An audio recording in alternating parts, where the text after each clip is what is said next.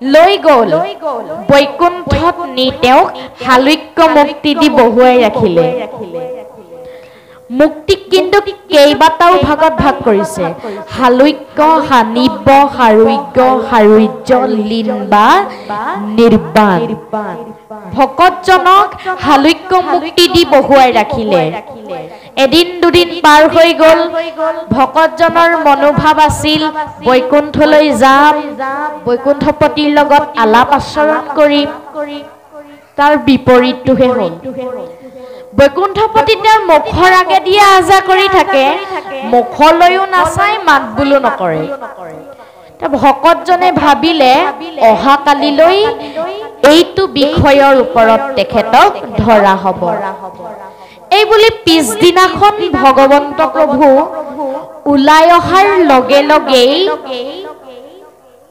সুধিলেগৈ যে প্ৰভু ৰ'বচোন বোলে কি হ'ল বোলে প্ৰভু মই ইয়ালৈ অহা দেখোন ভালে কেইবছৰেই হ'ল তুমি দেখোন মোৰ মুখলৈও নাচোৱা মাত বোলো নকৰা কিয় প্ৰভু তেতিয়া ভগৱন্ত প্ৰভুৱে ক'লে যে মই নাৰদক আগতেই কৈছিলো বোলে প্ৰভু কি বুলি কৈছা কৃষ্ণে নাৰদক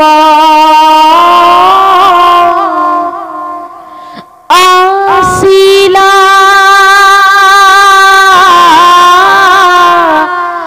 কৈ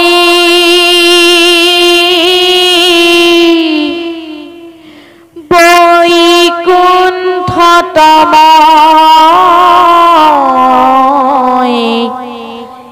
নথাকো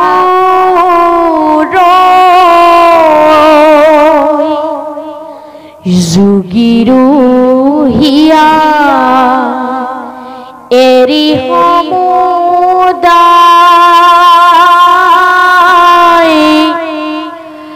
ভকত থাকো মই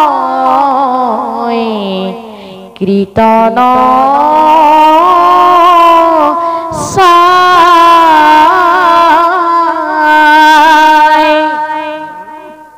বোলে মই নাৰদক আগতেই কৈছিলো য'ত মোৰ একান্ত ভকতে মোৰ গুণনাম লৈ থাকে মই তাত থাকিহে ভাল পাওঁ মহা মহা যোগীৰ হৃদয়তো ৰৈ নাথাকো আনকি মই বৈকুণ্ঠতো ৰৈ নাথাকো তেতিয়া ভকতজনে ক'লে তেনেহলে প্ৰভু তুমি মোক য'ৰ পৰা আনিছিলা তাতে আকৌ থৈ আহাগৈ গতিকে আমি মুক্তিৰ ফল বাঞ্ছা কৰিলে আমাৰ শেষ অৱস্থাটো এনেকুৱাই হ'ব আমাৰ গুৰুজনাই কৈ থৈ গৈছে এ ৰাম কৰ্ণ দুই থাকতে নুশুনিলো হৰি কথা দুই গৰ্ত ভাৰ বহিলো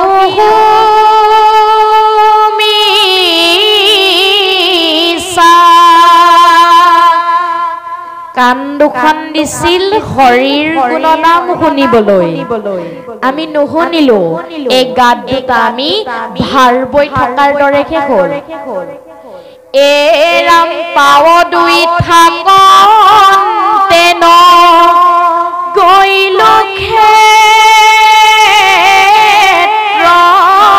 স্থান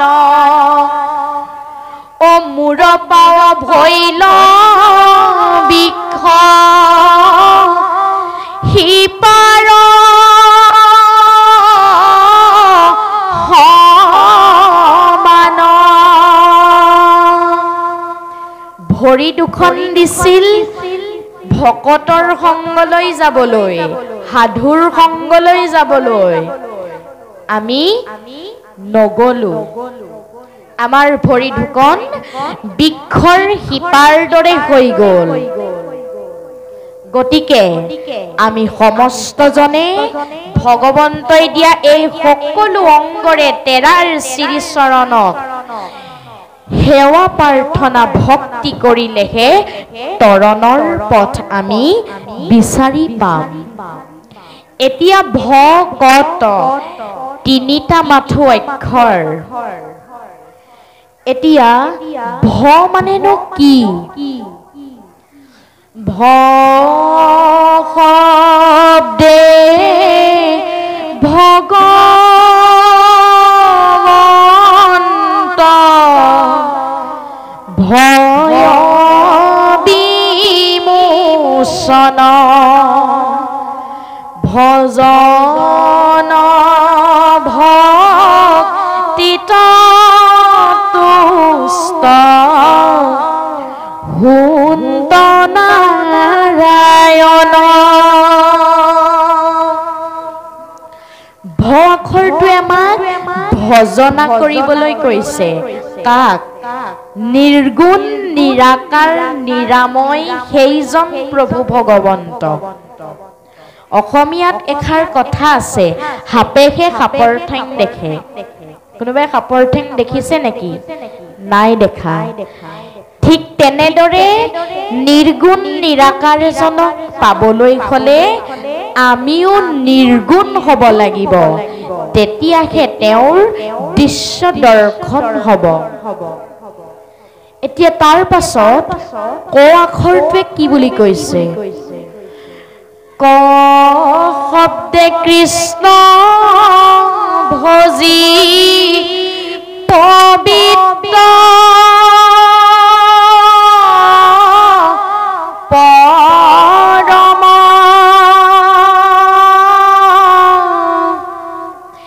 আত্মাত দেখন্ত কৃষ্ণ সমস্ততে সম।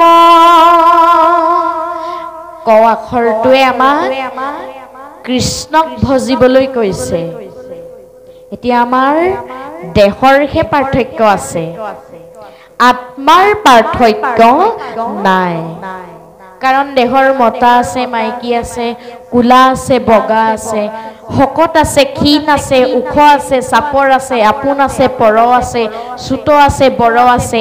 এই সকলোবিলাক কেৱল মাত্ৰ দেহৰহে ধৰ্ম, আত্মাৰ ধৰ্ম নহয়। আত্মা সকলোতে বিৰাজমান হৈ আছে। সকলোবিলাক পঞ্চভূতি দেহতেই ব্ৰহ্মৰ অংশ আত্মা সমভাৱে আছে। গুৰি পৰুৱাটোত যিমান আছে, ডাঙৰ হাতীটোতো সমানেই থাকে। গতিকে আত্মাৰ একো পাৰ্থক্য নাই। আমি যিমান বিলাক বস্তু চকুৰে দেখি আছো, এই সকলোবিলাক কেৱল মাত্ৰ মায়াৰ বস্তু। কাৰণ মায়াৰ দ্বাৰা জীৱ পৰিচালিত হৈ আছে, আৰু আমি সমস্তজন মায়াৰ দ্বাৰা পৰিচালিত হৈ বিপদগামী হৈ আছো। এতিয়া আচল বস্তু কোনবিলাক? স্থায়ী বস্তু কোনবিলাক? গুৰু বস্তু স্থায়ী, দেও বস্তু স্থায়ী, নাম স্থায়ী, ভকত স্থায়ী। গুৰু, দেও, নাম, ভকত এই সকলোবিলাক হৈছে স্থায়ী। কিন্তু আমি চকুৰে যিবিলাক দেখি আছো, এই সকলোবিলাক হ'ল কেৱল মাত্ৰ মায়াৰ বস্তু। গতিকে ক আখৰটো বৈশিষ্ট্য ইমানেই। ত মানেনো কি? ত শব্দে তৰ নৰ উপায় হৰণ হৃদয় পদ্মত ধৰে কৃষ্ণৰ চৰণ। ত আখৰটোৱে আমাক তৰণৰ কথা কৈছে। তৰণ পাবলৈ হলে আমাক হৰণ লাগিব। হৰণ কি বস্তু? হ মানে মৃতদেহ, ৰ মানে গতি কৰা, আৰু মধ্যমীয়া ন মানে হল জ্ঞান লাভ কৰা। হৰণ বিহীনে মনুষ্য দেহ কেঁচা মাটিৰ কলহত পানী ৰখাৰ নিচিনা কেতিয়া ভাগিব কোনেও একো গমকেই নাপাব গতিকে তৰণৰ পথ পাবলৈ হলে আমাৰ সমস্তজনে আমি হৰণ লব লাগিব তেতিয়াহে তৰণৰ পথ বিচাৰি পাম এইটোৱে হৈছে ত আখৰৰ বৈশিষ্ট্য এতিয়া ভাগৱত চাৰিটা অক্ষৰ এই চাৰিটা অক্ষৰ যুক্ত হৈ ভাগৱত শাস্ত্ৰৰ ৰূপ গ্ৰহণ কৰিছে ভাটোৱে কৈছে ভা মানে পোহৰ দিয়া যি শাস্ত্ৰত পাই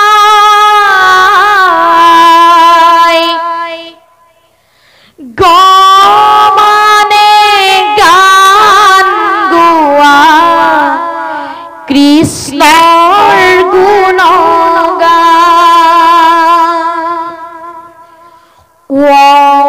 মানে বৰ্তি থকা চাৰি বেদৰ সাৰ ত মানে ত্ৰাণ পোৱা বৈতৰণি পাৰ ও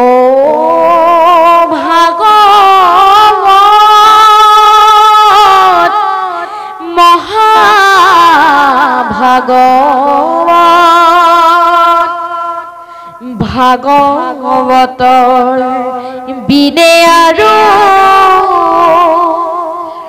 উত্তম শাস্ত্ৰ নাই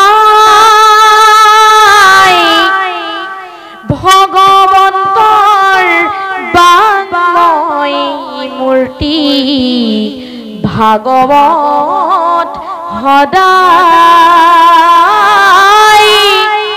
ভগৱন্তৰ বাংময় মূৰ্তি ভাগৱত সদায়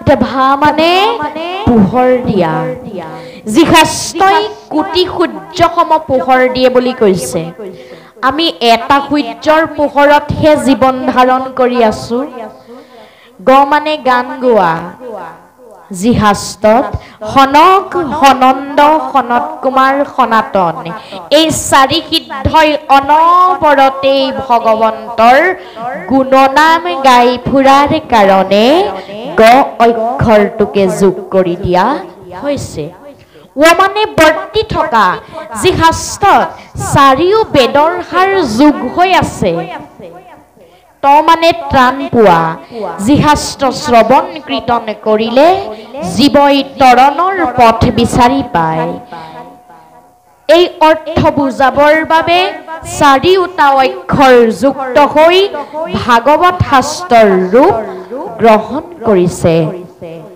এনেদৰে আৰু এভাগী সংজ্ঞা দিছে এনেদৰে ভা মানে ভাবুক সখা জানিব খোজে মনে গ মানে জ্ঞান সখা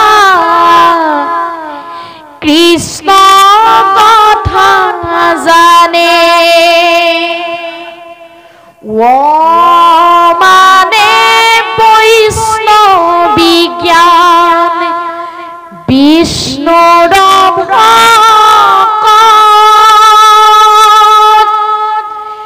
ত মানে পৰম তত্ত্ব এয়াই ভাগৱত ভাগৱত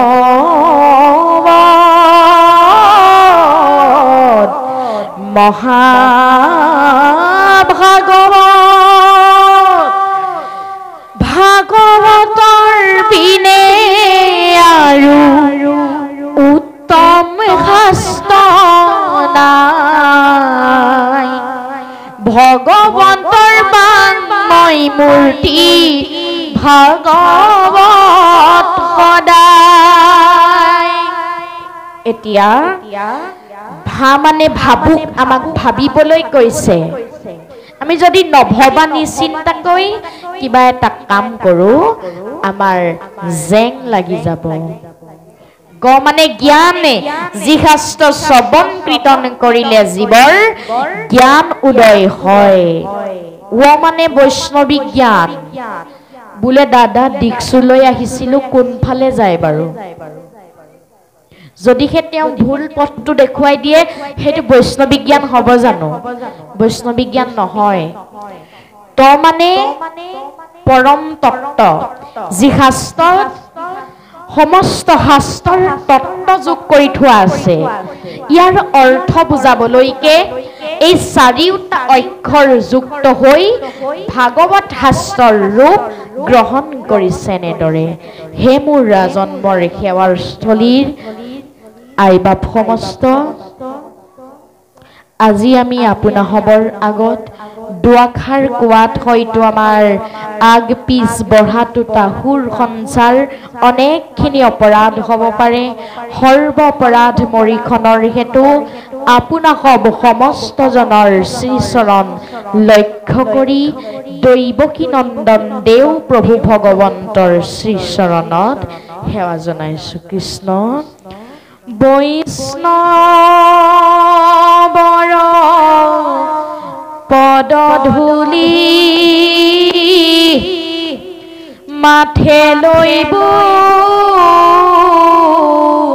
হাতে তুলি, কৰিলো মই শ্ৰৱণ প্ৰসংগত,